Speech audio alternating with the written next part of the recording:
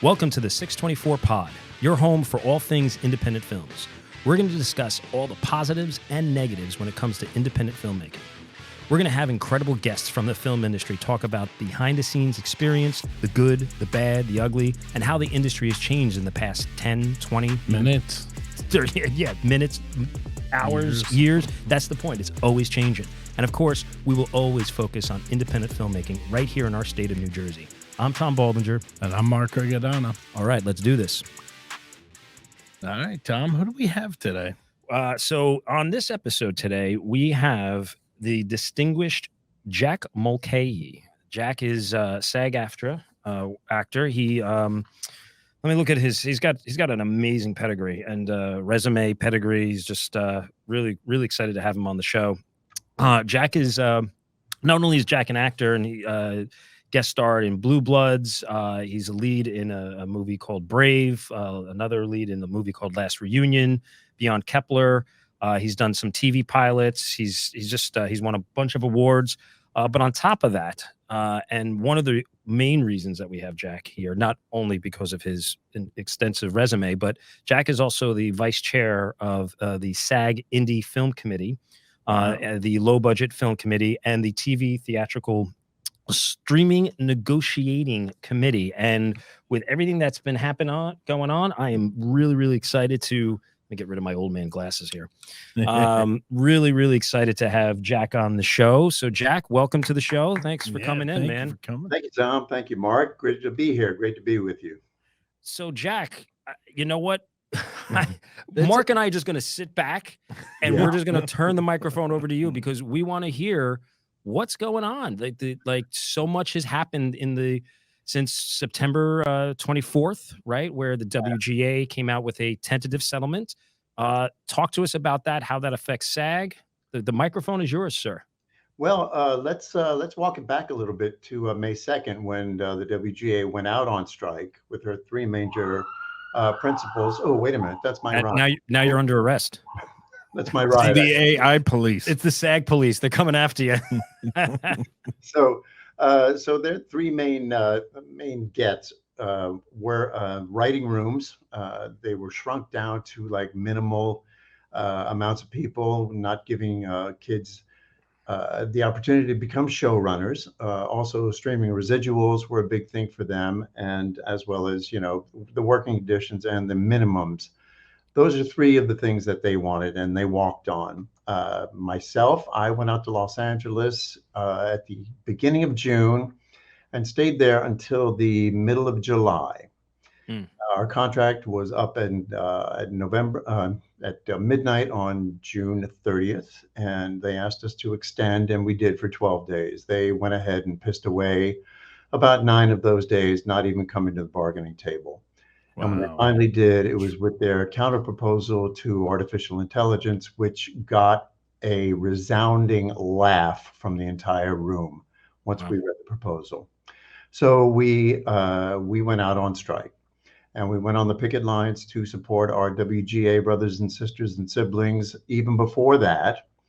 And now that they have struck a tentative deal as of September 24th, we expect them to have our backs, and they have indeed guaranteed that will be the case. So here we are, and I will have a really big meeting with the SAG negotiating committee tomorrow. We're scheduled for 3 hours. They usually go 5 hours. Okay. So we will probably get the real talking points and the bullet points and the final proposals that have been agreed upon, which will give us a bit of a roadmap as to how we will go about striking our own deal. Good. Were you going to ask a question? Well, I was going to say, so when the strike, let's say they come up with an idea, and now how many things were it that SAG have that they have issued? We've got between 10 and 12 different proposals, including self-tapes, minimums. We have artificial intelligence, of course, and revenue sharing of streaming residuals. So those are the big four for us. We have other quality of life issues, like hair and makeup. People of color have been maimed and burned and have been treated terribly because they don't have enough people of color to do all these makeup things, and they force people into situations where they normally have to show up camera ready, which is not right. It's something that will not cost the AMPTP an awful lot of money, but they're not budging on those kinds of things. And so it's like a quality of life issues. You have wages and you do have working conditions, and they're just as important. Jack, do you I was reading an article recently that the streaming services starting next year are going to start putting in advertising, and they're going to start charging if you want no commercials for your streaming channel. Right. Do you think that now that that's coming to fruition, that's going to start, do you think that's what brought them back to the table? Because now they know they're getting more, they're going to be getting more revenue in, that the consumer today is going to go, well, you know what? Fine, I'll pay the extra $3 a month because I don't want any more commercials. Because quite frankly, the streaming services have capped out, right? They're not going to get any more subscribers, right? And the only way they're going to make revenue is by raising the rates or finding a way. And that's what their investors are asking for, is what I've read. Or if the viewers start having babies. Well, that's yes, that's possible. Well, yeah, we have to grow another crop of viewers, right? So yeah, it's like, so do you think that's part of why things came back to the AMP, why they came back to the table with WGA? Or that's a great talking point for them, or a great leverage point for them. I think it's more because of the public pressure that has been brought to bear upon these companies. You see, the thing is that the little secret is that in that room, those companies are in complete disarray. They can't stand each other, right? Apple and Amazon, big tech companies, they could give a shit about like cutting their movie business. It wouldn't affect their bottom line at all. Big gorilla in the room is Netflix. Right. And if they could cut a deal without Netflix, they would. And that's why they brought in the 4 CEOs of those other companies, Disney and Paramount and NBC Universal and what have you. As for the raising of rates for what do we call it? What is it for no commercials? They want to charge for no commercials. It's called ad-supported video on demand. So as opposed to SVOD, which is subscriber video on demand. Yeah. Right. And subscription. Hulu's already doing that, right? I think a couple of the other platforms are already doing that. I think they do need to up their revenue stream. It's not going to really cost them an awful lot, and it's not going to make them an awful lot of money. I'm telling you. But I don't think that was one of the motivating factors for them to come back to the table. I think now that they think that the WGA has gotten themselves a really good deal, that they're going to come to the table and tell us, well, we're going to have to do the exact same thing, but not so fast. The WGA has 11,500 members. Right. SAG-AFTRA has 166,000. Right. And we're not just writers. We are actors, performers, singers, dancers, recording artists, puppeteers, if you will, airline pilots. I mean, we have so many different categories that have to be addressed in this new contract. And I am a veteran of this. This is my 4th negotiation.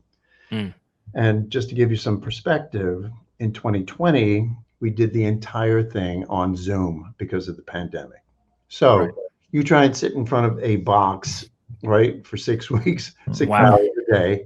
And we were more concerned about getting people back to work and getting on, the COVID protocols, back to work people, that we might have let a few of these things slip through the cracks.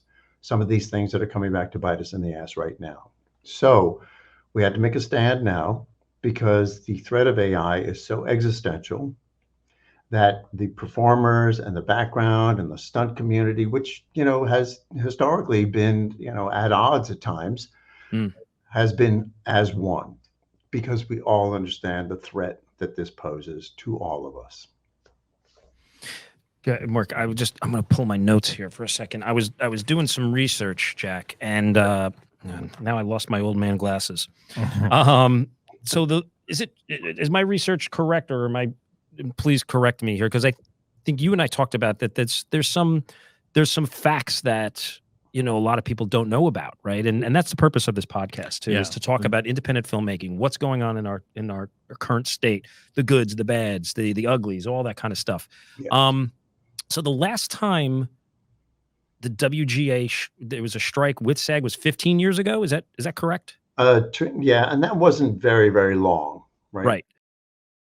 So when 15 years ago, when the WGA settled, it was I think it was about 2 weeks before the WGA. What I read was that it took about 2 weeks for the WGA to vote. The AMPTP does not vote, right? It's the unions that vote. So It's the unions that vote. So Right. what happens is that they get the tentative agreement. It goes out to membership with all the bullet points, all the talking points, all the fine points, and Right. then it goes out to the membership to be ratified. And they need a 75% yes vote in order. That's where I was going. I was leading the witness. That's right. So 75% of the membership have to vote yes. Correct. Is that the same for SAG? Correct. Interesting. Now, I think it is a 15 national labor relations standard and rule. So say that again. I'm sorry. I think it's a National Labor Relations Board standard for unions Great. in order to ratify a contract. Now, when 15 years ago, what happened was it took about 2 weeks, and then SAG fell into line per se, and then SAG got a new agreement. Do you foresee that's sort of would be the timeline here? Is it like a 2 to 3, 4 week period of WGA gets their agreement, now SAG? Yeah. Once it goes to the national board, the WGA national board, they will talk it over, and then they will give their approval, which is also 75% of the national board. And then they will recommend a yes to vote on this thing. And then the rank and file will vote, and then 75% or better will put that contract into effect immediately. The same thing will happen with SAG-AFTRA. And it usually takes between 10 days and 2 weeks. I'm not going to say 3 weeks because, we just need the immediacy of so many people who are already in tune to vote on this contract. And believe me, people are quite in tune. There's a labor movement in this country that we haven't seen in 4 decades. And public approval for unions and for strikes has risen considerably. And, I think it's because we understand that the disparity of wealth in the country has gotten so great. Yeah. And if a CEO is making 1,700%, more than his average worker, it's not sustainable.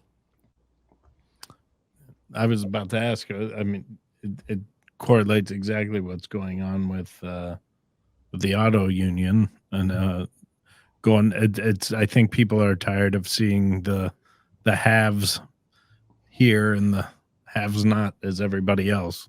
Yeah.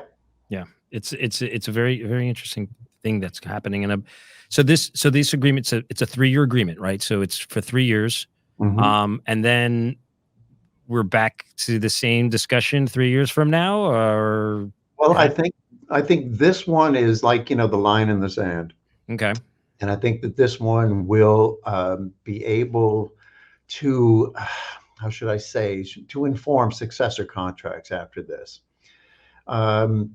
This is a big one. This is a real big one. And to get to the point of indie films, if you'd like to talk about that. Yes.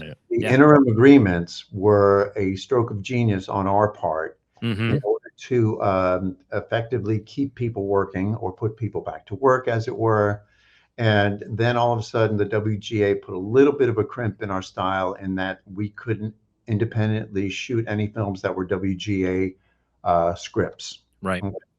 Now that the WGA has a tentative agreement, we have lifted that limitation, and we've already got 500 projects in production right now that have no AMPTP fingerprints. As a matter of fact, I'm producing a film that has a $25 million budget that is now a go project. So great. I've been waiting on that for 4 years, actually. We were a go project in March of 2020. And, when the world stopped, so did the project. So, we were very, very close. And now, we're even closer. So I'm really, really happy personally for me, but I'm also happy for the business of work and so people back to work. So Jack, so I actually my production company, we filed with SAG earlier in the summer, midsummer, for a couple of projects that we're working on. Mhm. So are you telling me, and I'm waiting, I'm in pending right now on Mhm. those agreements, and that's fine. I expect that. When Sure. I spoke to our rep, he said it's going to take 6, 8, 12 weeks, Yeah, we and are that's and understaffed, no question about it. no, So and that's totally fine. But now are you saying, maybe I'm kind of not so smart right now. So you're saying with the WGA's agreement, once it comes into place, do mhm. I, as a producer, have to still worry about that interim waiver agreement with SAG? Can I go into production as a filmmaker, as an independent filmmaker? Not only myself, but our audience are going to be a ton of independent filmmakers listening to this. Mhm. You know, WGA has their agreement. It's done. How does that Mhm. affect me as an independent filmmaker going forward on my projects that I've pending interim waiver agreements with SAG It affects you in a very good way in that you can go ahead and start production once you get the approval from SAG-AFTRA from SAG after? or your Right. Okay. interim agreement, yes. Yeah. And then And we you can go right into production. Yep. SAG-AFTRA actors. Say that one more time. You can use SAG-AFTRA actors. And Right. depending on And your contract, what contract are you gonna be using? so we Modified are, yes, low? it's modified. Yeah. Okay, it's Yeah. fine. So, yeah. Okay. Yeah. So We get our we're kind seal of of excited approval, about that. we're good to go. Yeah, you should be excited. It's great. I'm happy that it's coming to a fruition. It's coming to sort of an end. Yeah, yes, exactly. And you know, prayer hands, right? That it continues on this path because, quite frankly, I mean, not everybody likes to watch Monday Night Football, and especially me as a Giants fan, I don't want to watch Monday Night Football. I don't want Um, to either.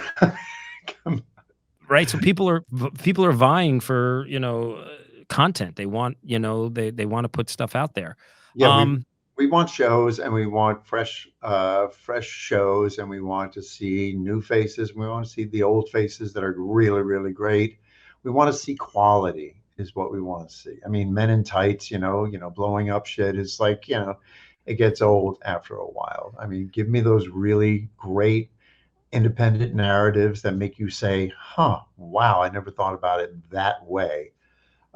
Give us back our Scorseses and our Spielbergs and all that kind of stuff. I'm not against high budget features. They put people to work. It's great. But, when it comes to storytelling, people are tired of reality TV. right. People Yeah, are tired of reruns. I There's love a only thinker. all you can watch. Yeah, exactly.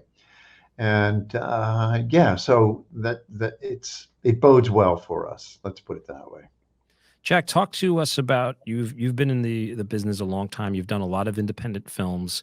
Um, Talk to the audience and to Mark and I about how the independent film making industry has changed over, whether it be the last, 5 years, 5 minutes, Yeah. like talk to us about what you've seen, goods and bads. Like tell us what your experience has been. Okay, so without naming names, my first feature film was in 1982, and it was a teen sex comedy that we shot down in Florida. It Okay. was a Fox project that was million 7.5, and it made $200 million in 1982. Mm, Wow. wow. Okay, my first feature. I'm a rock and roll musician. That's how I started in the business, and this was my very first time on a set. And I was written into the entire script after like 2 days on set. Got 6 weeks of work, and then all of a sudden, I'm getting residual checks of $16,000 a quarter, clear every quarter in 1982. So I Wow. figured, wow, this is something I might be able to do. Then we went down, and then we went down to Florida. We shot the sequel that only made $90 million, but still, it gave me the impetus to keep going in this business. That was actually an independent feature with a big company behind it doing the distribution. Mm, Then cut to 1995 when I did a tiny little budgeted film for $15,000 that wound up winning Sundance, Best Picture at Wow. Sundance. Okay. And because it was a non-union film that nobody was ever going to hear and nobody's ever going to see, wound up winning Sundance, and I never got a dime in residuals. oof. It was Fox Searchlight's very first acquisition.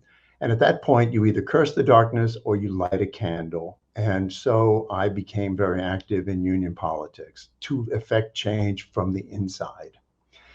And it stands to reason that I am the vice chairman of the National Low Budget Film Committee, because now we have contracts that would have covered a $15,000 feature. We That's have a awesome. micro contract, we have an ultra low, we've got a SPA agreement, we've got all these agnostic contracts that tell you you don't have to commit to how you want this exhibited. Just make your movie, and then when it's time to finish up your film, tell us how you want this.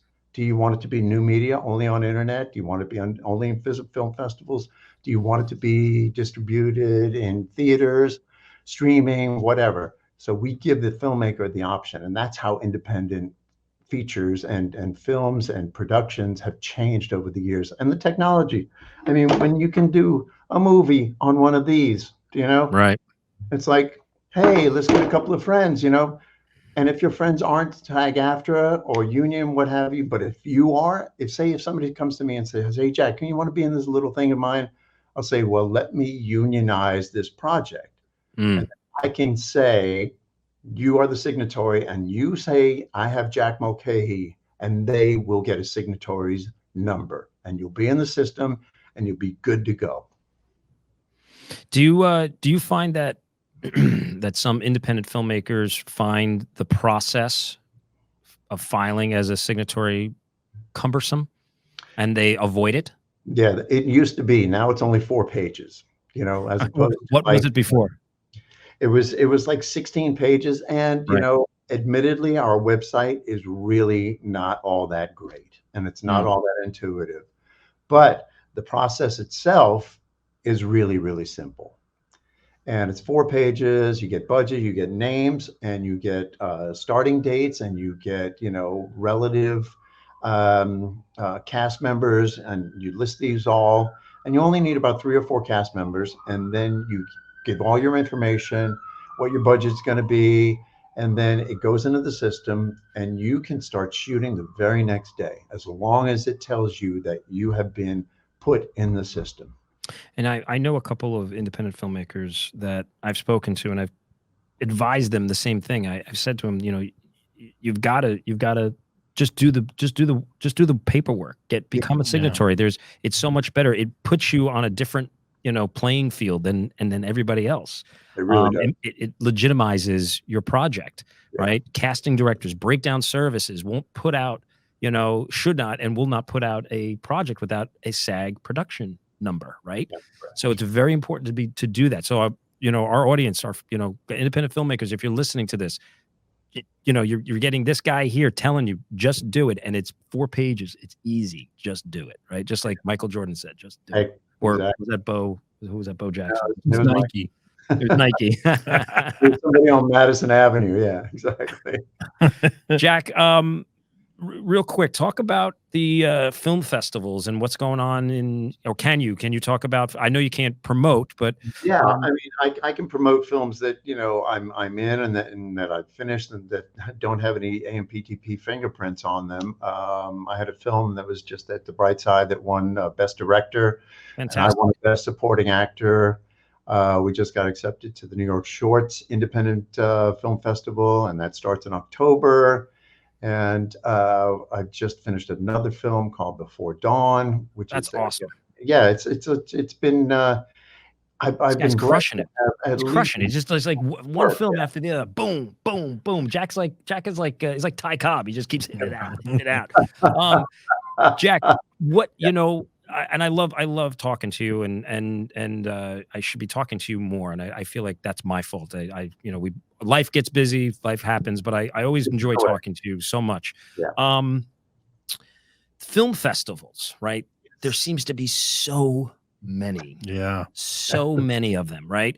And our audience is probably sitting there going, yeah, which ones do I attend? Which ones do I submit to?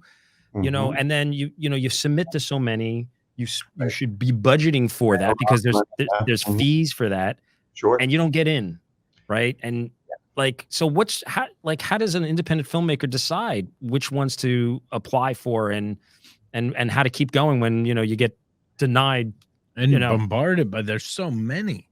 There are so many, and you go to Film Freeway, excuse me, and there are tons and tons and tons of these films. Which is a great site. Film Freeway is fantastic. But you can start to tailor because they do have filters. You know, how long Mm. is your film? Where do you want it shown? What kind of audience? What kind of reputation does this film festival have? Does it tailor your particular film, your particular genre? I mean, there's LGBTQ, you know, film festivals. There's African American film festivals. There's Dominican film festivals. There's all sorts of like really, really wonderful film festivals where you will get your stuff seen, but you Mm. have to be really diligent in tailoring your submissions to these festivals, and hopefully you'll get a match. I mean, You got to do the research. You got to do the work. gotta do the research.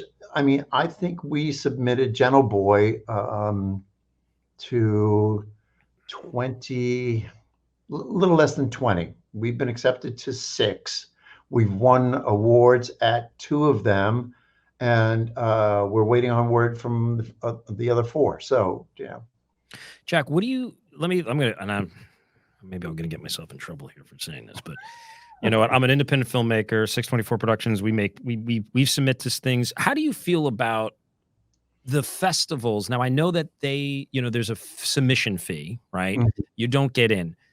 Mhm. How do you feel about like the process of if you don't get in, you get a percentage of your fee back, right? Because to some independent filmmakers, that's $40 is not a lot of money, but for some independent filmmakers, that's a lot of money. Well, You and know, $40 times times 100. times 100. Sure. So Exactly. what's your feeling on that? On when you get the denial, you get that notice from Film Freeway goes, thanks, but no thanks. Yeah, I mean, they do have like insurance, you know, for Mhm. that kind of stuff. Yeah. I don't know if it's a nominal fee or not, but Do you think we should that there should be some sort of yeah, I don't know. I mean, I kind of like I'm on the fence about it because no, part of me goes, I know exactly what you're talking about. you But know, what would the number be, right? right. Would it be 10%, so you get $4 back. Yeah. But at the same time, these film festivals need that revenue to run the festival, Oh, right? there's no question about it. And there's Right. administrative costs, and I've seen film festivals from the inside out, and I know that they have to put people to work. Right. And they have to keep people, interested in programming. I've seen some festivals that were terrible at programming. Right. And it's just like you get a block of films and none of them have any kind of theme to them. And it's just like, hey, let's just throw it up against the wall and see what sticks. Yeah, and don't get me wrong, I'm not promoting that. Give the independent film makers back their money if you don't. I'm not promoting that. I'm just kind of curious how people feel about that because Well, it's a double-edged sword. I mean, as a stand-up comic, it's the same as the comics are going, there's no money in comedy. And the venues go, well, we want to make money too. Right. It's not it's not a charity to give you stage time. No, Yeah, exactly. That's yeah. It's I just feel like when it comes to film festivals, figuring out why it's important, like you were saying, the different filters, but also for even more general ones, it's what makes a festival a good festival? Like, how do we know if there's going to be industry that are possibly going to be there? How do we know that casting people might actually take an interest in coming to this? I think that would be something even more than getting money back. It would be. That's a good point. Like, yeah. Well, that speaks to curating, right? I mean, just doing the research, doing the work, making some phone calls. If you know some people who have had films in certain film festivals and you think that yours might be a good fit, reach out. Reach out. There should be a category, the schmooze factor. The schmooze. Oh, I love that. Yes. It's funny. I've been to so many of these things, and I get excited to all of them. Like I said, I was at Sundance and won Best Picture. I had Sam Jackson, say, hey, this is and what have you. And just like, and I've been to tiny little film festivals where, we've won some stuff and it was just as exciting because the truth of the matter is, as filmmakers and as actors, we just want to see our work be seen, right? Who knows if we get picked up. I've had a couple of films get picked up and into theaters and what have you, and then others I just get really good footage and put it on my reel until, I age out and then I need new stuff. Right. And making a film is so hard, right? It's incredibly difficult. And so to your point, just seeing it on the screen is a success. And you know, people always, you know, so how do you measure success? Everybody has to measure success in a different light, in a different way, right? Somebody's success could be, to your point, could be at a small festival, but it's on the big screen. It's been out there. It's been made. So many films are written and then sit on a desk, right? There's so much that goes into independent filmmaking that I think what I'm getting out of what you're saying here, Jack and Mark, is, you know, go for it, right? Do all the work, do the research. It doesn't matter if you're, you know, if it's a big or a small festival, you know, as long as you do your research and you're measuring your success to get there. And to me, success is about small steps, right? And just climbing the ladder, step by step, right? It's not about going from here to here. It's little bits. And then once you get into that smaller festival, okay, now I'm going to go for the medium-sized one and the bigger one and whatever it may be. Right. So now I'm going to change. I'm changing my views. Am I changing my thoughts? Festivals do not give the money back. Do your research, independent filmmakers. Don't just throw it in. Don't throw it up on a wall, right? Yeah. That's right. That's right. Keep doing your projects. Keep writing your scripts. Keep shooting your movies. I mean, there's so many outlets now, as we've discussed. There's so many festivals that you will get into. There's no question about it. And it's just that, you know, you want to make it as satisfying to your cast and to your crew to come see you, to come join you, and then have it in front of an audience that you don't even know. And then when they enjoy it, wow, well, that's what we were just talking about this at lunch, weren't we? We were saying how, you know, you can play your film, you can do your act to your friends and family. They're going to love you, but it's an audience of people you do not know. That's where you really measure how good or how bad. When a stranger wants to talk about your work, that's when things are clicking. Yeah. So 2 quick points to that end. I remember the one that we were talking about at Sundance. The very first screening was a massive hit. Everybody loved it. 2 days later, it was just investors and buyers, and there was no reaction whatsoever. Oh, no. Oh, man. However, they didn't leave, but once the movie was over, they were all on their fucking phones, and I was like, oh, is that good?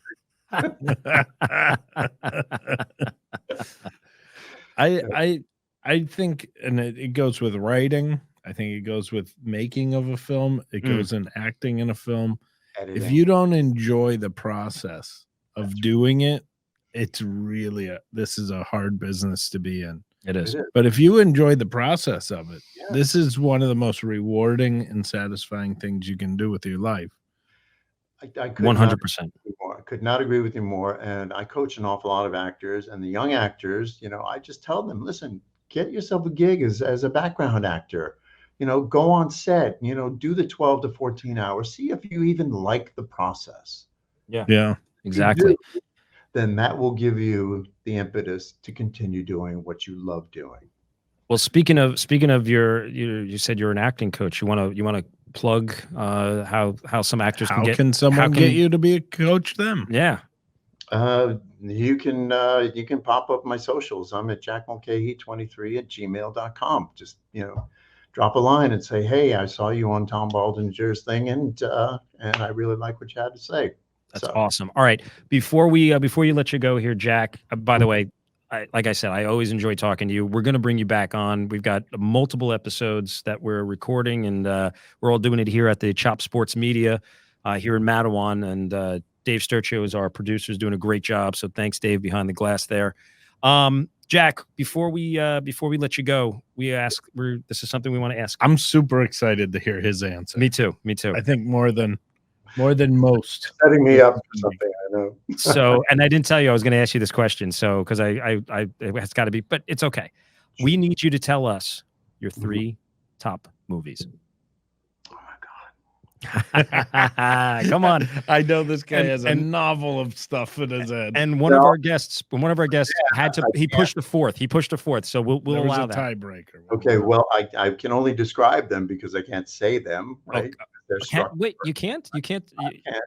Okay. No. Okay. Okay. I can tell you, the first one was the film that inspired me, and Okay. it was a film about two rival gangs, based on Romeo and Juliet, and it was a story shot on the West Side. Okay. Oh. Okay. Okay. Okay.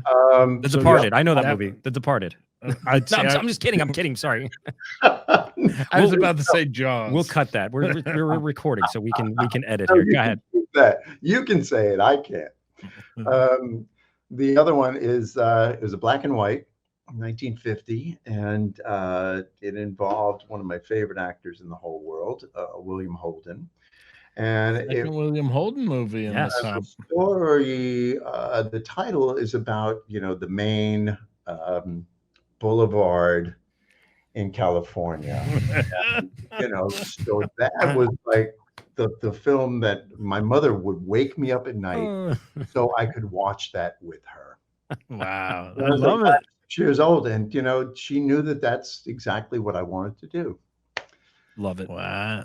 You Nice. know, the third one, of course, has to be the one that gave me the name that I have right now. So three Irish American brothers, dealing with fidelity and Catholicism and all that kind of stuff. And the fourth one, that would be, I would have to give that some thought.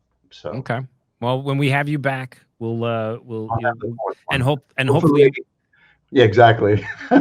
you'll be able to tell us if our audiences, wow, good English, Tom. If our audience couldn't guess what those movies were, you shouldn't be watching movies. Yeah. Jack, thank you so much. So just real quick, Jack, stay with us. We're gonna cut out here, but you can get me on Instagram as well as Jack Mulcahy III. great. Awesome. No, thank you, Jack. Really appreciate it. Stay with us here. We're just as we wrap up, we just want to mention our sponsor, Cream Ridge Golf Course and the Roost Restaurant. Go check it out in Cream Ridge, New Jersey. Wonderful golf course, and the food is excellent. Live entertainment Thursday, Friday, Saturday nights. They do a great job out there in Cream Ridge, New Jersey. Yes. So, Mark, Golf, eat, live life. you got the 3 movies though, right? You know what they are. Yeah. Are we allowed to say? We're allowed to say. Wow, wait, you're SAG. You Yeah, can't. I He can't say it. Sorry, folks. All right, thanks so much, and we'll wrap at you. We'll see you guys for the next episode.